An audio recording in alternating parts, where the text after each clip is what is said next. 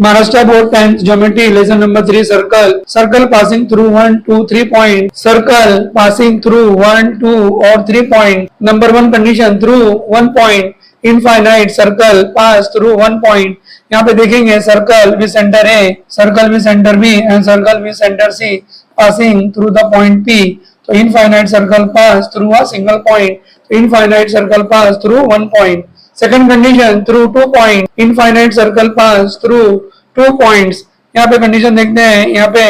2 points है P and Q circle with centre A circle with centre B and circle with center C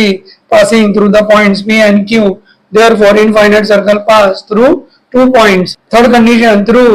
3 points यहाँ पे 2 condition है 3 non collinear points और 3 collinear points तो अगर हम यहाँ पे कंडीशन A लेते हैं 3 नॉन कॉलिनियर पॉइंट्स तो there is a unique circle passing through 3 non collinear points यहाँ पे points A और B और C 3 points लेते हैं तो circle with center C passing through the 3 non collinear points A B C अगर ये तीनों पॉइंट को ज्वाइन करते हैं तो ट्राइंगल बनता है और दो ट्राइंगल का परपेंडिकुलर बाइसेक्टर ड्रॉ करके हम ये क्या करेंगे तो सर्कम सर्कल यहाँ पे ड्रॉ कर सकते हैं तो there is a unique circle passing through